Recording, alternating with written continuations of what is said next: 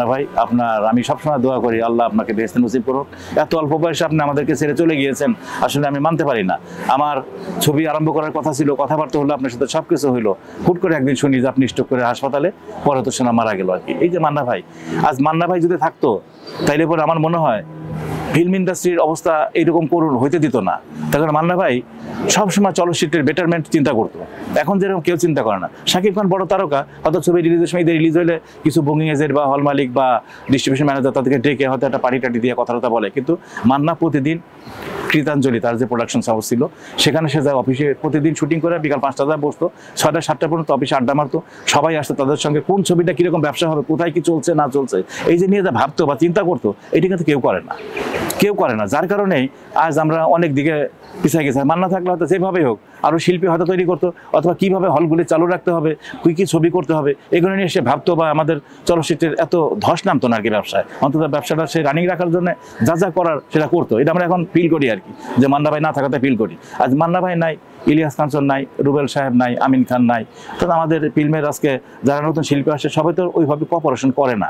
সমস্যা হচ্ছে এখানেই, তারা তো শুধু যে বললাম না টাকা বেশি, ভাই 20 লাখ দিতে হবে, 25 লাখ দিতে হবে, 30 লাখ দিতে হবে, শাকিব খান পাচ্ছে, আমরা এখনো পাচ্ছি না। আরে বাবা, ছবির তো মার্কেট নাই, মার্কেটটা আগে তৈরি করো, তারপরে তোমরা চাও, সবাই তোমাকে দিবে, তোমাকে ডেকে দিবে, তোমাকে টাকা, টাকা তো তোমার পিছিয়ে দৌড়াবে, তোমার চাওয়ার দরকার নাই। তো এই যে ব্যাপারটা আর কি। সুপ্রিয় দর্শক, আপনাদেরকে অভিনন্দন, ভালো থাকবেন, সুস্থ থাকবেন, আপনার সুস্বাস্থ্য কামনা করি। আমি মোস্তাফিজুর বাবু, চলচ্চিত্র পরিচালক, আমার জন্য দোয়া করবেন।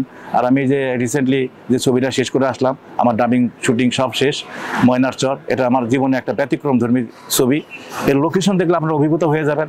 অন্তত 100-200 মহিষ, তার ভিতরে হিরো হেঁটে আসতেছে, হিরোইন দৌড়াচ্ছে, গান, একটা চর, নদী ভাঙা মানুষের জীবন, নৌকার মাঝি যারা মাছ ধরে দাদনে টাকা নিয়ে, সুদে টাকা নিয়ে, তাদের যে কষ্টের জীবন, এর উপর যে গল্পটা আমি করেছি, আমি নিজেই অনেক জায়গা মানে আমার কান্নায় চোখ ভারী হয়ে আসছে।